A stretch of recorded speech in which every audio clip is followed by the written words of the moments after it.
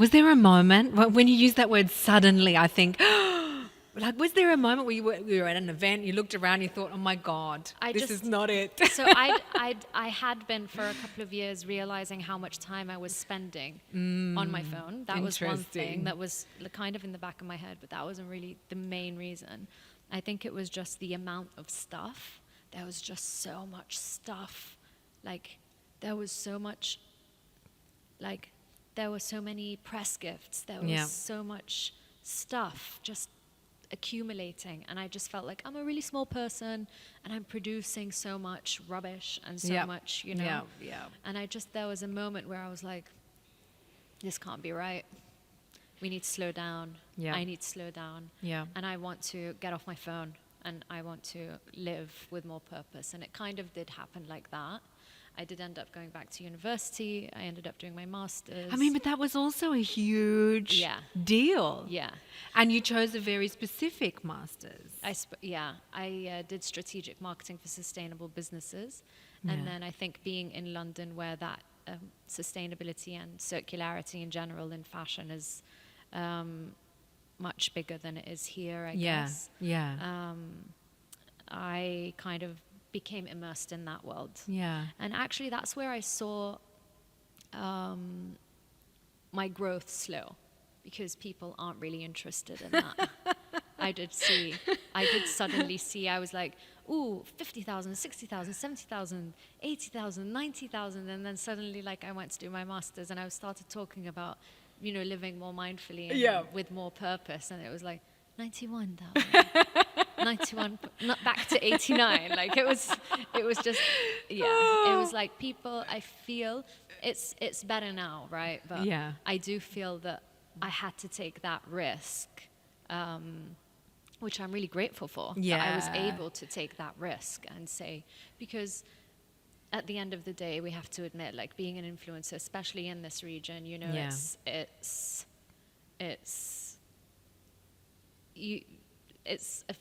like how can I put it? I'm trying to put it in a way that's like, you do well. Okay, you do well. If you're an influencer in this region, you do quite well. Better than you would in Europe, better than you would in the US. It's just like a huge... you're better paid, you're better treated, more access, everything. So I'm grateful that I was able to say, actually, I don't really want to do this in this way, and I want to try and do it differently. Amazing. I feel really grateful that I was able to do that. But what about backlash? I mean, people... There was loads of backlash, actually. There was backlash because I was promoting product, and then one day I woke up and I said, no, don't buy it. But no, it wasn't that it was like, don't buy it. And I love shopping as much as the next person, right? I love buying new things, but it's just buying mindfully and buying things so you can keep them forever, as opposed to buying and just like wearing something. You know? Can I ask you a question? I'm dying to know. Did you ever do this thing where you like delete everything from your Instagram? I did. I did. You know, I'm still so tempted. Actually, no, I'm in a very happy place with my Instagram when I look at it. And that's good. That's also one thing that I remember from when I was living in Dubai and I was in this influencer world and surrounded by lots of influencers creating incredible content and everything. And their pages looked so like editorial, and like they'd put so much of their time and effort into their pages and making them look so consistent. But with that consistency comes incredible pressure. And like I've traveled with influencers who spent a lot of time taking photos and making sure that their feeds look amazing, but I could see the stress that came with that. And the continuous need to create new content and taking a photo and then feeling like you could take a better one, and that's kind of how time went by on these trips, and that became a little bit overwhelming. And I'm sure it's really overwhelming for other influencers who had to feel that, because I remember feeling that way at some point. There was a point where I was like, I can't swear, can I? Yeah, go for it. No, but I was just like, I'm not having this. I'm just going to delete everything because I don't want to be so stressed about it. Yeah. So I did delete a lot of it, but I kept everything that was meaningful to me. Beautiful. And now I just sort of go with the flow and I post whenever I want. I think last time I posted was in April sometime. But I think what you're touching on here is actually a bit of the mental health Yes. part of it, because Yes. it became such a buzz. Yeah. This Yeah. concept. Yeah. It's like, oh, mental health. And, Yeah. But to be honest, that pressure, I mean, people don't talk about that pressure. Oh my gosh, the pressure is immense. I don't think people understand the pressure like some of the influencers are under to kind of, especially if they have like big, huge followings. Yeah. Right? Like I'm where I am, like not really. People aren't going to be like, oh, Hannah hasn't posted today. Is she all right? But with a lot of bigger influencers, it's like if they take a day or two where they're not in the mood or they're not feeling like themselves or they're breaking out or like they just want, you can't really just disappear because you're committed, right? Yeah. You're committed to these people and And they all think they know you. Yeah. Which is kind of weird. It's an amazing thing if it's nurtured in the right way. That community and having that relationship with your followers is amazing, really. But it needs to be nurtured, I feel like, in the right way. But again, look, what you did was you fell into this thing. You were there. You were a part of it. Yeah. Kind of accidentally, but then recognized, okay, this is interesting. Then went quite quickly through, I believe, because of your self-awareness. Yeah. You were able to understand when it didn't feel right and act on that, whereas others get caught there. Yeah. But as you found your purpose, it allows you now to use that community to educate and inspire them about a purpose-driven persona, as opposed to just like, like living mindfully as opposed to just living, or living with purpose as opposed to just kind of, you want to thrive, right? Not just like survive. Absolutely. And it's not all about what you look like. Let's face it. Oh, yeah. It's not. No. We all want to look good and feel good, and confidence is associated with how we look, but there's so many other things. Yeah. And like we were saying earlier, like there's also that raw, authentic side of people that you rarely see on Instagram, right? Because it's like everything is a facade, right? Yeah. But there's that trend of showing with Be Real and these platforms that are showing a raw side of people that people can actually relate to. Know? People can't relate to an influencer that is like in Cannes and wearing a Dior gown and like that. It's nice to watch, but you can't really relate to it. Yeah. So it's well, when you look in the back end of things and you look at the conversion rate of things, I mean, that's now how the measurable success of this content is being addressed, right? And I think once you get into those other aspects of what happens after the content is posted, and in the world of marketing, it's all about UGC and the conversion rate is so high and the rawness and the realness. So it's like it always comes back to another layer of like weirdness, to be honest. I mean, it's crazy you say that because it's true, right? Yeah. And with the rawness and there's also now this trend of trying to be raw. Yeah. And or ads that look like they were UGC, and it's like it's not. It's like it's interesting. It's an interesting world that we're living in. Well, we know a lot and we know nothing at the same time. I think that's why you need transparency, right? Like I feel like it's amazing. I respect the influencers so much who live in Dubai and create this incredible content. And I say the influencers in Dubai because they're like the elite influencers. Because honestly, it is like probably the best market to be an influencer in is in Dubai, because you have like all of these international titles, magazines, like you've got an Al Arabia, a Vogue, all of these, and then you've got huge headquarters for big brands here like Dior. Like it's a huge market for these brands, and so it's a great place to be an influencer, but it's transparency that we don't see. And I think in Europe you have laws for that now, and they're putting the right regulations in place. So if something is borrowed or something is supplied, you need to have supplied by so-and-so, so supplied by Dior or supplied by Louis Vuitton or gifted by Gucci, or And I think that is really important and really should be implemented in this region, because you can't sit and expect younger people to look up to this lifestyle that is unattainable. This person cannot have bought 10 handbags in the past 10 days. It's not real. No. And with younger minds, you need to be really aware of that, and you need to make sure that they know that it's not an attainable lifestyle, and that they're just ads. They are. You know, the It's hashtag marketing. ad, I rarely see, but some brands do implement it in the region, but not all of them. No, it's not that well implemented. So it still needs work, but I mean, we're getting there. We are. We're getting there. Look, what does sustainability mean to you? Because we've come at it from one angle of all this stuff and the feeling of like kind of the ickiness that was coming along with that consumption. That's one side of it. But tell us about your journey, like the ideal of sustainability. I'm not big on using the term sustainability just because it's an overarching sort of word that can, you know, and with all the greenwashing and it being used so loosely in communication, it's sort of, I try to avoid using it. I'm more in the circular school of thought. So things coming full circle. Yeah.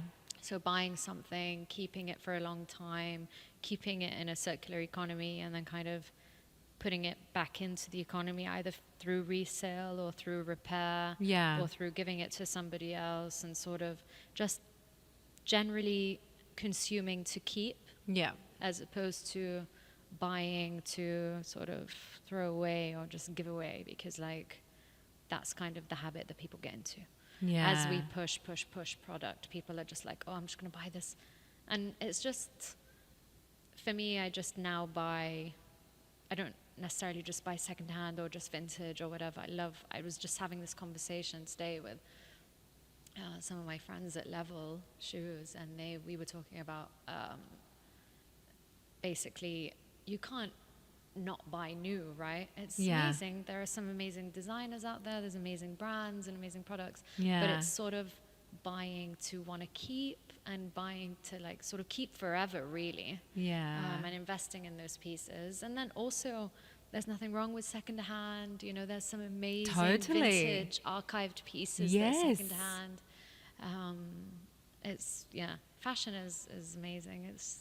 But I just feel like it does tend to become disposable, and people have a disposable mindset sometimes when it comes to fashion. So they'll just be like, oh, I'm just going to buy this, you know. Like when we were younger, we used to buy dresses for a Friday night.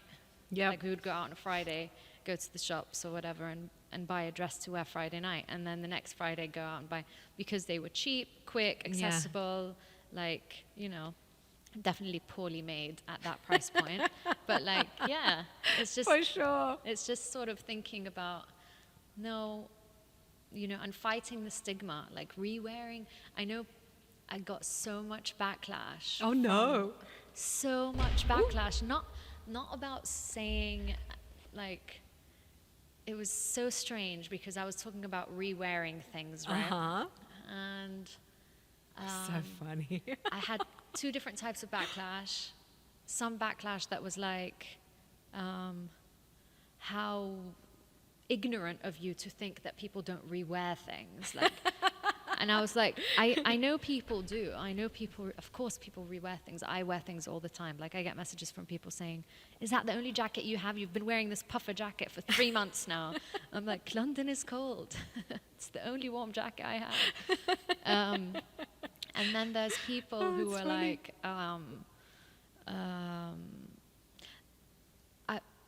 and then I would hear from people like, it's so weird you say that because in my village, so some, whatever country they're from and from the small village, she's like, yeah, even in this small village where we're from, the girls don't wear the same dresses in the summer to different, you know, weddings or different, you know, like the stigma is there across different communities. That's interesting. Yeah. So it's not ignorant of me to say like rewear, because I know people rewear clothes, but it's a stigma Kate that's Middleton found. rewears. Yeah, no, but it's a stigma that's found even in the most rural communities But that's as well, interesting. and villages. Isn't that funny? Yeah, like it's not just.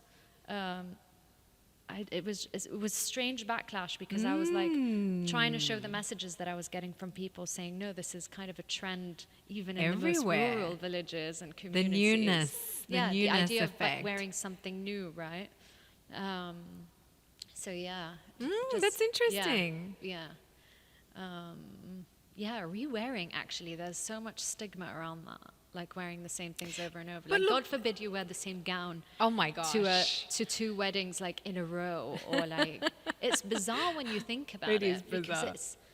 It's But you can style it differently. You can Yeah. change your accessories and your glam and your vibe and, yeah. you know, throw a jacket and And I don't also, know. it's just like clothes are so personal, right? Like, yeah. clothes are so personal. For me, clothes have always been a form of self-expression. They've never just been, like for the longest time, like after my brother passed away back in 2012, I only wore black exclusively for like 8 years. Wow. And my whole wardrobe was full of black clothes, like My black, maybe gosh. some grays, beige, and I felt really comfortable in black. My clothes were sort of like comforting how you were me, feeling, and they were yeah. like not protecting me, but No, I it think was like it's, yeah. felt like wrapped in grief because I wanted to be There. grieving. Yeah. So the clothes were like, here, we'll help you grieve. Like, so that I felt like they were so.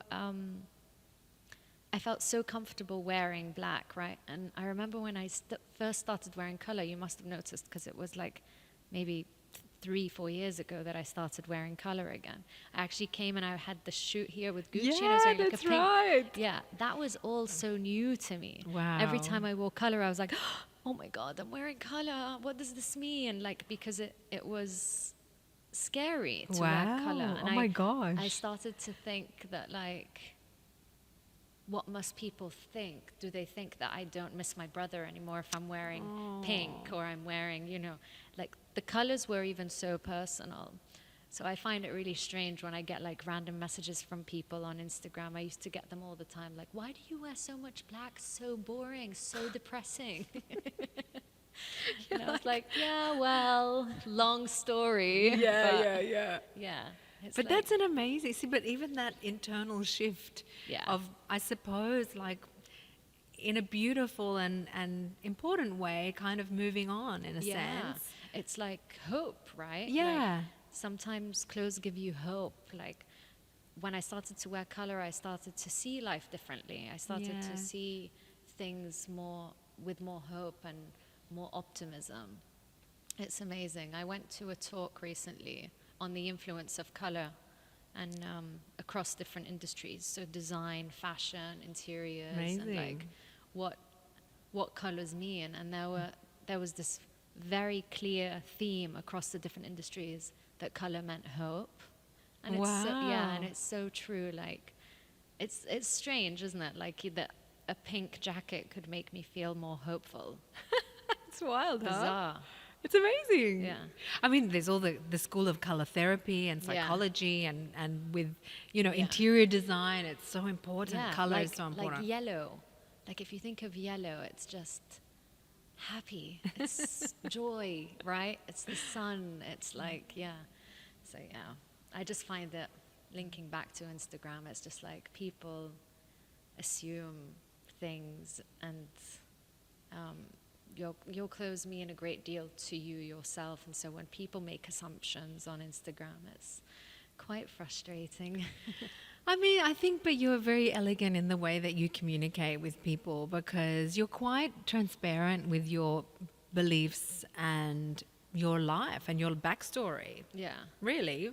I mean, you're putting out things that are, it's not about being political, but things that you believe in, even when you're being at risk of having your account kind of shadow banned and things Yeah. like that. And you just kind of be like, hey, it is what it is. Actually, I saw you do something really smart the other day. You'd put the text really small and you'd put like a question. And I know that you were doing this to like hack the algorithm. I'm like, go girl. But you know what I mean? It's like, you're kind of like there, just presently, just kind of doing your thing, but not afraid. You're not afraid. Yeah. No, it's beautiful. I think that happens with maturity, and you sort of don't care anymore, do you? Like I cared a lot in my 20s. Yeah. I needed validation from people, right? We have to admit that that's what we want in our 20s, validation. Yeah. But then in your 30s, you're not like that. I couldn't give a... Wait till you get to your 40s, babe. Yeah. I can't wait. It's like a whole other level of not caring. I mean, if this is the trajectory, I'm all for it. Like, if you're going to live more for yourself with each passing day, that's such a joy, isn't it, to look forward to?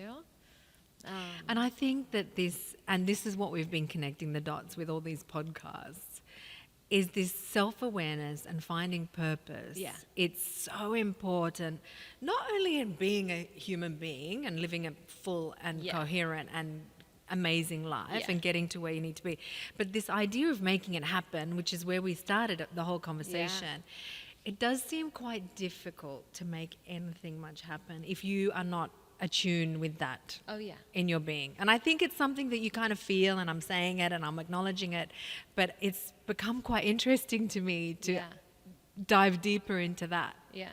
I think it's, I'm going to say, I think it's Rumi who said, respond to every call that ignites your spirit. Oh, well, that's nice. So if you feel it inside your bones, and that's how I felt. Yeah. Like I felt like my life needed more purpose. I needed to live with more purpose, and it's just a call I responded to. And I was just like, whatever, if it's going to ruin my Instagram career, at least I'll feel better for it. Do you know what I mean? Yeah.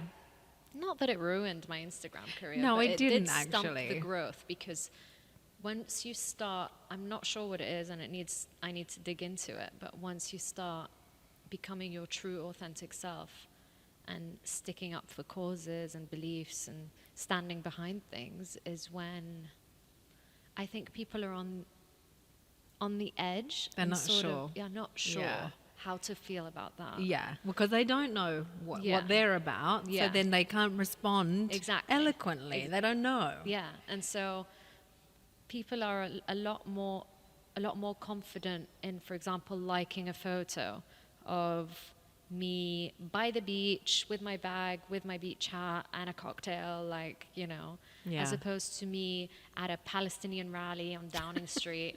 Like they'll be like, "Oh, hang on a second, hold up. Put down that flag." And it's like, I don't know how I feel about this. Yeah, I don't know how I feel about this. Do I like this post? Do I not? Do I follow this person? Do I not? I'm not sure. They're too vocal. Yeah. Do you know what I mean? I think maybe I'm wrong, but that's kind of how I feel. People are a bit on the edge. You are 100% right. Yeah. And the funny thing about putting this content out there is you kind of find your people. Yeah. Your people are not always who you thought they were going to be. You have to embrace those people. Yeah. But at the same time, then you get the frustration of, but I wanted my people to be those people, you know? So there is a deep psychology. I think... it's complicated because we do have so much access to the insights and the data. I mean, I find if I have a lot of makeup and my hair done, because I'm usually running around looking, I wouldn't say disheveled, but natural, very natural. And if I do look kind of done up and everyone's like, oh my God, you look amazing. And I'm like, it's really funny because it's kind of not, it's not me. Yeah. It's not. And it's just a funny observation that people, like, if you, I'm grateful for that lovely energy that comes back to me, but at the end of the day, that's not me. Yeah. And I think you kind of get to that, but then you feel this responsibility to the community as well, that you also want to make them happy.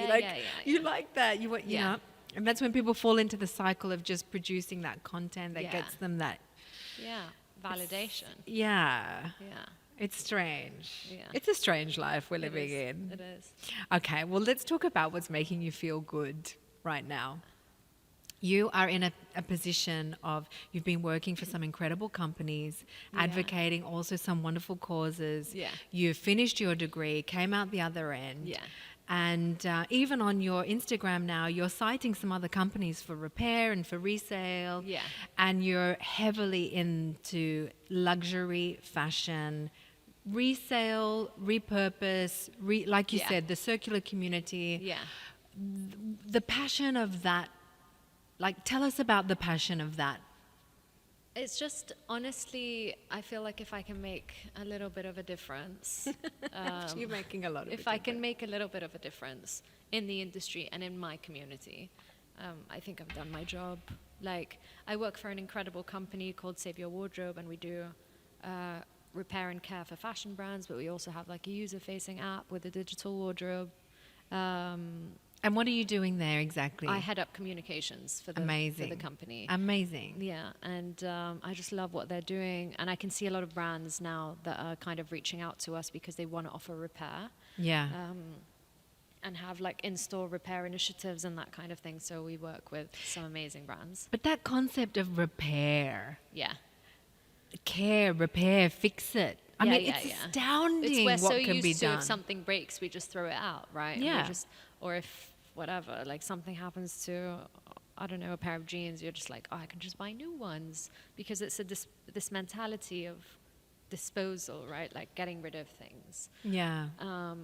So yeah, I'm very anti getting rid of things. Not a hoarder, but I don't live in like a mountain of stuff.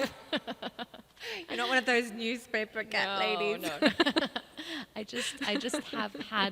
just kept everything that I've ever bought because I've maybe always bought with purpose, with the purpose to keep. Baby, you got good style too. You got good taste. You know, there's another part which is very real, is that sometimes you cannot get things back.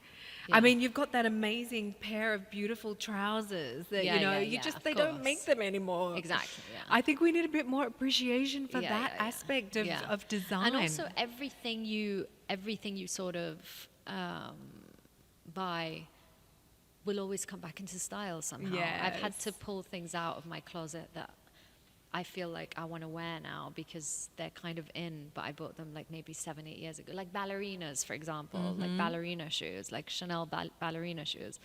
They were in, they've always been in, but they were very in like 7-8 years ago, right? Yeah. People would wear them all the time with jeans and blazers, and now they're everywhere. Gen Z love ballerinas, and the millennials are like, you're like 10 years too late. But yeah, everything comes back into style. Like everything, not to say that, you should keep everything. Give it to someone else if you're actually not wearing it and you're actually not using it. It could find a better home. But it brings me joy to be able to tell people fashion shouldn't be overwhelming. No. Clothes shouldn't depress you or stress you. They should just dress you. I love that. Like, oh my God, that's your motto, babe. Yeah, like I feel like fashion can become so overwhelming for people. Yeah. And it causes a lot of stress and puts you under so much pressure to wear everything and in season. You know what else? I really firmly believe that the person makes the outfit cool. It's not the other way. Yeah. And it's how you wear it, how you feel when you're wearing it. You know, it's what are you exuding? Yeah. And I also think, maybe this is a hack for listeners listening in, but I also think there is so much style in effortlessness. Oh my God. It's the ultimate. I don't know why a woman is 10 times more stylish when she's looking quite effortless. Yeah.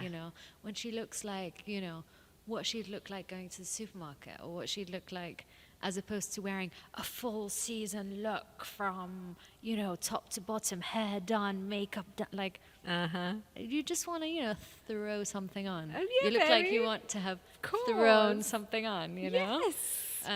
So I think there's a misconception out there on like being dressed to the nines as opposed to the 6.5s, like you want to be that person that's like. But that chic elegance. Chic, yeah. I mean, that's the real chic. Yeah.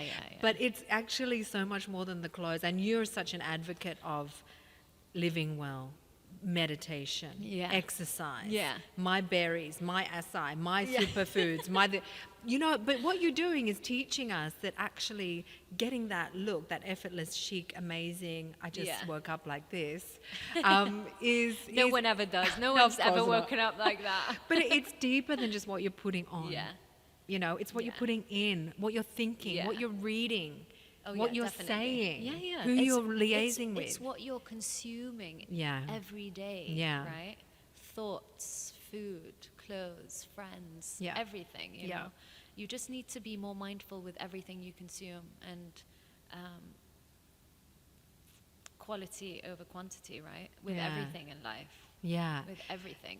And that idea of I need to put my phone down, it represents a huge That's a huge decision. That is my life. That's my fear in life, is waking up one day and realizing I spent it on my phone, looking at my phone and looking at pictures and not being present. Because I did feel that recently. I think during COVID, obviously COVID, there wasn't much to do. So I did spend a great deal of time on my phone. Yeah. But, and I felt afterwards, I was like, I should have used that time during COVID a lot more efficiently. I think a lot of people felt like that. I didn't do as much as I wanted, right? I didn't learn a language, well, not really. Not that I had to put pressure on myself to do something like that, but I wish that I had spent more time outdoors, exploring, going on I did, but I did spend a lot of it on TikTok. What do you like to look at on TikTok? Give me your secret my TikTok. For You page is like funny things, like recipes and like people who have strange like pastimes, like train spotting and like weird. My For You page is very weird, but TikTok is strange. You'll just like go on it, and then 3 hours later, you're like, you were like in some sort of you just come hole. Out. Yeah, but I love the content on TikTok. The rawness is great. Yeah. The addictivity of it is a little scary. Yeah. I think it's having that distance from. I mean, now I have a timer on all those social media apps that it just tells me, hey, 2 hours. Hello, put it down. Yeah. And it's difficult when you're also working in the industry of communication, because social media is such a huge part of it. You have to stay on top of it, don't you? You have to be on top of it, right? You can't be like, I haven't looked at my phone for, 3 weeks. Yeah. But finding that balance, I think it's a modern life skill that needs to be taught almost in school. Yeah, definitely. I just don't understand why schools don't teach life skills. I hear you. I know it's completely off topic. No, but it's banking. Why don't schools teach kids to like bank, like managing a budget, finance, critical thinking? Yeah. I mean, mental health now is starting to come into school, but I just feel like it's very glossy and not very real in the way they're approaching, and it's definitely systemized. Anything becomes a bit like that. Yeah.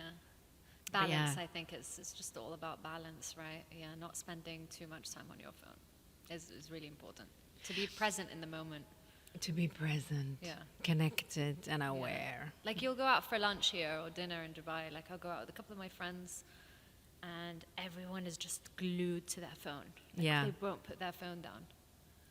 And it's scary, really.